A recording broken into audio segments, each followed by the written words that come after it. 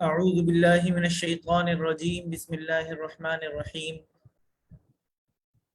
الحمد لله الذي أنزل على عبده الكتاب ولم يجعل له عوجا صدق الله العظيم الحمد لله رب العالمين والصلاة والسلام على سيد الأنبياء والمرسلين وعلى آله وصحبه أجمعين أما بعد آج الحمدللہ ماہ رمضان کا 16واں روزہ ہے۔ اللہ تعالیٰ سے دعا ہے کہ اللہ تعالیٰ ہمیں ماہ رمضان کی ان ساعات کو خوب قیمتی بنانے کی توفیق عطا فرمائے، اور ان ساعات میں ماہ رمضان کی ان لمحات میں اللہ رب العزت سے اپنی مغفرت اور بخشش کروانے کی توفیق عطا فرمائے، آمین یا رب العالمین۔ آج انشاءاللہ سورۃ الکہف، سورۃ المریم اور سورۃ طٰہٰ کے جو مضامین ہیں ان مضامین کا خلاصہ اور ان میں جو اسباق ہیں ان کا خلاصہ آپ حضرات کے سامنے پیش کیا جائے گا۔ اللہ تعالیٰ سے دعا ہے کہ اللہ تعالیٰ ہمیں ان مضامین میں جو ہمارے لیے نصیحت کی باتیں ہیں ان کو سمجھنے کی اور اس کے مطابق اپنے عمل کو درست کرنے کی توفیق عطا فرمائے، آمین۔ سورہ کہف اللہ رب العزت نے 15ویں سپارے میں نازل فرمائی ہے۔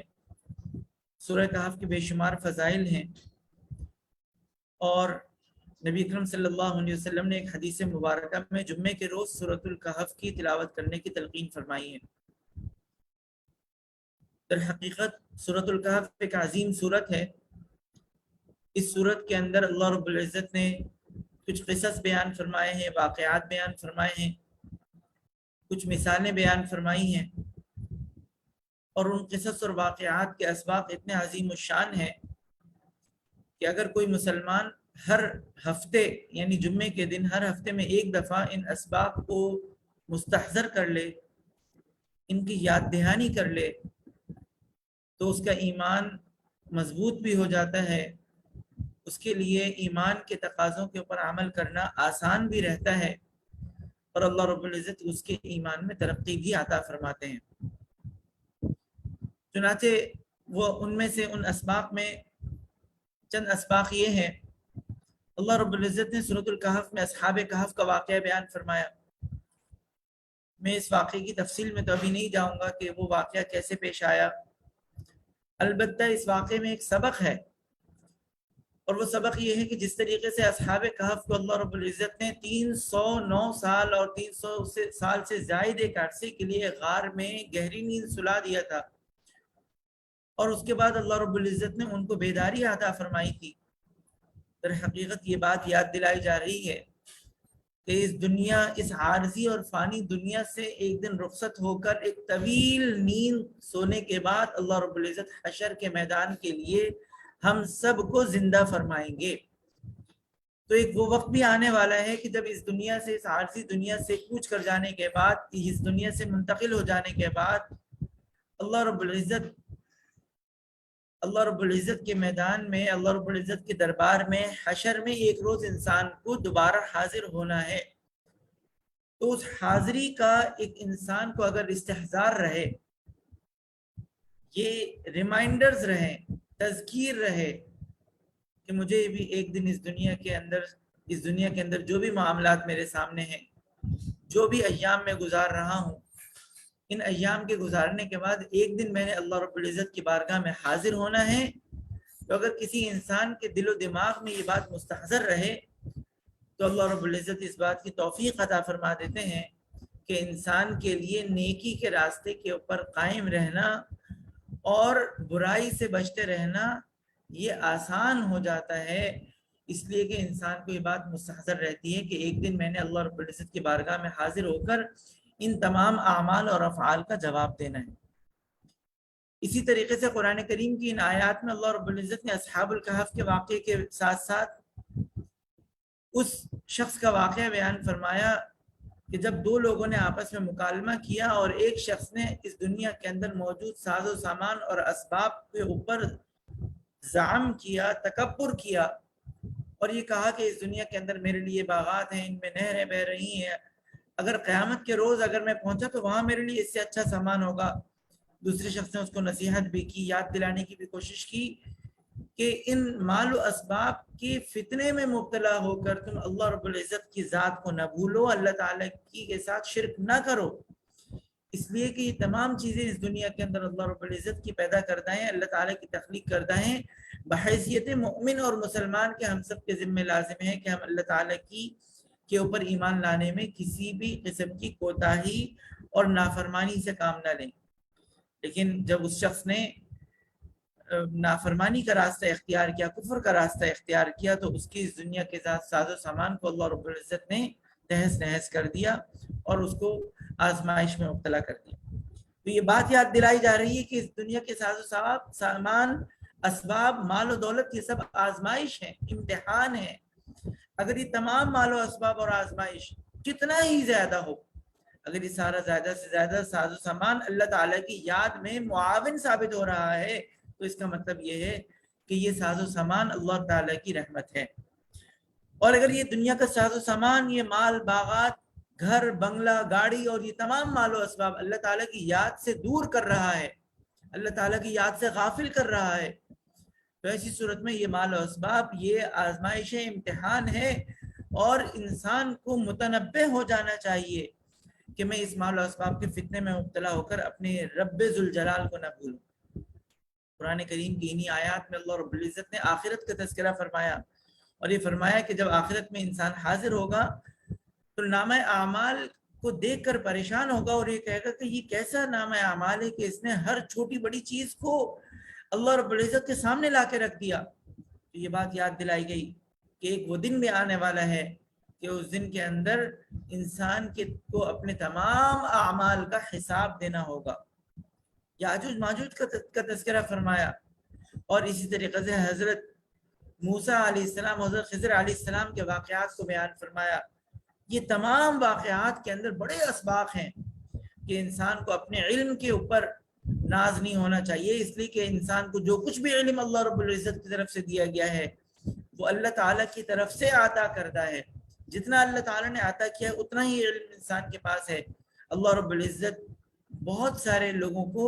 مختلف علوم سے نوازتے ہیں، ہو سکتا ہے کچھ علوم کچھ لوگوں کو عطا فرمائے گئے ہوں، دیگر علوم دوسرے لوگوں کو عطا فرمائے گئے ہوں۔ چنانچہ اللہ رب العزت نے حضرت موسیٰ علیہ السلام کو علوم تشریعی سے نوازا تھا، اور علوم تشریعی کا ان کو، شریعت کے علوم کا ان کو ماہر بنایا تھا، اس میں ان کو نبوت عطا فرمائی تھی۔ حضرت خضر علیہ السلام کو تکوینی امور کا نگران اور منتظم بنایا تھا، ان کو تکوینی امور عطا فرمائے تھے، ان کو ناظم الامور متعین فرمایا تھا، اور حضرت موسیٰ علیہ السلام کو تکوینی امور سے متعلق کچھ علم نہیں تھا۔ چنانچہ ان دونوں نے سفر کیا، ایک دفعہ کشتی کا پھٹا توڑ دیا، ایک دفعہ ایک بچے کو انہوں نے جان سے مار دیا، اور ایک جگہ ایک یتیم بچوں کی گھر کی دیوار سیدھی کر دی۔ یہ وہ تکوینی امور تھے جن کا حکم اللہ رب العزت نے حضرت خضر علیہ السلام کو دیا تھا، لیکن ان تمام امور سے متعلق حضرت موسیٰ علیہ السلام کو کوئی علم نہیں تھا۔ حضرت موسیٰ علیہ السلام کو ان تمام علوم سے متعلق نہ معلومات تھی، نہ وہ ان علوم کے مکلف تھے، وہ ان علوم کے مکلف بھی نہیں تھے۔ اسی طریقے سے حضرت اللہ رب العزت نے اپنے ایک بزرگ، اپنے ایک برگزیدہ پسندیدہ شخص ذوالقرنین، جو کہ جن کو اللہ رب العزت نے اس دنیا میں حکومت اور سلطنت سے نوازا تھا، ان کا واقعہ بیان فرمایا، جو اللہ تعالیٰ کے نیک بندے تھے۔ لوگوں نے ان سے مدد مانگی کہ یاجوج ماجوج ہمیں پریشان کر رہے ہیں، ایک دیوار بنا دیں تاکہ ہم ان کے شر سے بچ سکیں۔ انہوں نے اللہ رب العزت کے حکم سے، اللہ تعالیٰ کی اجازت سے وہاں پر ایک دیوار تنصیب فرما دی، جو کہ قیامت تک قائم رہے گی، لیکن قرب قیامت وہ دیوار ٹوٹ جائے گی۔ اگر کوئی مومن ہر جمعے کے روز سورۃ الکہف کے ان اسباق کو یاد کر کے، یاد دہانی کر کے، استحضار کر کے اگر کوئی شخص سورۃ الکہف کی تلاوت کرتا ہے تو اس سے کیا سبق ملے گا؟ اس کو اللہ رب العزت کی ان تعلیمات کی روح سے اس کو اپنے مال کے اوپر گھمنڈ نہیں ہوگا، انشاءاللہ وہ قیامت کے لیے تیار رہے گا۔ اس کو اپنے علم کے اوپر گھمنڈ نہیں ہوگا، وہ اللہ رب العزت کی طرف سے عطا کردہ علوم کے اوپر خشوع اور خضوع کے ساتھ جو اللہ تعالیٰ کے تعلیمات ہیں ان کے اوپر عمل کرنے والا ہوگا۔ اسی طریقے سے وہ اس بات کو یاد رکھے گا کہ ایک نہ ایک دن میں نے بھی اللہ رب العزت کی بارگاہ میں حاضر ہونا ہے۔ تو یہ قرآن کریم کی آیات ہیں، ان آیات کو ہمیں سمجھنا چاہیے، عمل کرنا چاہیے، اور ہر جمعے کے روز سورۃ الکہف کی تلاوت کرنی چاہیے، تاکہ ہم قیامت کے فتنے سے محفوظ رہ سکیں، دجال کے فتنے سے محفوظ رہ سکیں، اور قیامت کے قریب جو آنے والے جو فتنے ہیں ان سے حفاظت کے لیے سورۃ الکہف کی تلاوت کرنی چاہیے۔ اس کے بعد سورۃ المریم ہے۔ سورۃ المریم میں اللہ رب العزت نے حضرت مریم علیہ السلام، حضرت عیسیٰ علیہ السلام اور مختلف انبیاء اکرام علیہ السلام کے واقعات کو بیان فرمایا ہے، اور ان واقعات میں عظیم سب اسباق ہیں۔ ان اسباق میں ایک سبق یہ ہے کہ جب اللہ رب العزت نے حضرت مریم علیہ السلام کو حضرت عیسیٰ علیہ السلام کی ولادت سے اور حضرت عیسیٰ علیہ السلام کی اس سے نوازا کہ اللہ حضرت عیسیٰ علیہ السلام کا حمل ٹھہرا، تو اس موقع کے اوپر اللہ رب العزت نے ان کی مدد فرمائی، اور حضرت عیسیٰ علیہ السلام کی زبان سے کلمات جاری ہو گئے، اور یہ تمام واقعات کو اللہ رب العزت نے اس صورت کے اندر بیان فرمایا۔ اور حضرت زکریا علیہ السلام کو اللہ رب العزت نے بڑھاپے کی عمر میں حضرت یحییٰ علیہ السلام کو اولاد کے طور پر اولاد عطا فرمائی، اور یہ واقعات اللہ رب العزت نے بیان فرمائے۔ ان واقعات میں بڑا عظیم سبق ہے۔ قیامت کے منظر کشی اللہ رب العزت نے فرمائی اس صورت کے اندر کہ جو مؤمنین ہیں ان کے لیے پل صراط سے گزرنا آسان ہوگا، اور اللہ رب العزت نے فرمایا کہ تم میں سے ہر شخص کو وَإِن مِّنكُمْ إِلَّا وَارِدُهَا وَإِن مِّنكُمْ إِلَّا وَارِدُهَا كَانَ عَلَى رَبِّكَ حَتْمًا مَّقْضِيًّا۔ اللہ تعالیٰ نے فیصلہ فرما دیا ہے ہر شخص پل صراط سے گزرے گا، ہر شخص نے اس پل سے گزرنا ہے، اور جو لوگ مؤمن ہوں گے ان کے لیے اللہ رب العزت اس سے گزرنا آسان فرما دیں گے، اور جو لوگ فسق اور فجور میں مبتلا ہوں گے اللہ رب العزت ان کے لیے اس پل سے گزرنے کو آزمائش بنا دیں گے۔ اللہ تعالیٰ سے دعا ہے کہ اللہ تعالیٰ ہمیں اس پل سے گزرنا ایمان کے اپنے فضل سے آسان فرما دے۔ اس کے بعد سورۃ طٰہٰ ہے۔ سورۃ طٰہٰ میں اللہ رب العزت نے تفصیل کے ساتھ حضرت موسیٰ علیہ السلام کا تذکرہ بیان فرمایا، حضرت موسیٰ علیہ السلام کی ولادت کا تذکرہ بیان فرمایا۔ ان کی ولادت کے موقع کے اوپر فرعون کی جانب سے یہ حکم تھا کہ ہر بچے کو قتل کر دیا جائے، اور اللہ رب العزت نے اس مشکل حالات میں حضرت موسیٰ علیہ السلام کی ولادت بھی فرمائی، اور حضرت موسیٰ علیہ السلام کی فرعون کے گھر میں پرورش بھی فرمائی، اور فرعون کے گھر میں اللہ رب العزت نے ان کی حفاظت بھی فرمائی۔ اور یہ تذکرہ اور یہ ایک عظیم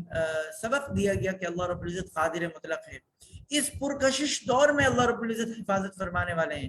اتنے فتنے والے دور میں اللہ تعالیٰ نے حضرت موسیٰ علیہ السلام کی حفاظت فرمائی، اور جو دشمن تھا، جان کا دشمن تھا، اس جان کے دشمن کے گھر میں اللہ رب العزت نے حضرت موسیٰ علیہ السلام کی حفاظت فرمائی۔ اللہ تعالیٰ اس پر بھی قادر ہے۔ تو اللہ تعالیٰ نے حضرت موسیٰ علیہ السلام کے پورے واقعات اور کس طریقے سے بعد میں جادوگروں سے ان کا مقابلہ ہوا، وہ تمام واقعات اللہ رب العزت نے بیان فرمائے۔ وہ مشہور دعا رب زدنی علما، اللہ رب العزت نے یہ دعا بھی قرآن کریم کی اسی صورت میں نازل فرمائی۔ حضرت آدم علیہ السلام کا واقعہ بھی بیان فرمایا۔ ایک وہ بڑی عظیم آیت ہے جو بڑی دل کو کھول دینے والی ہے،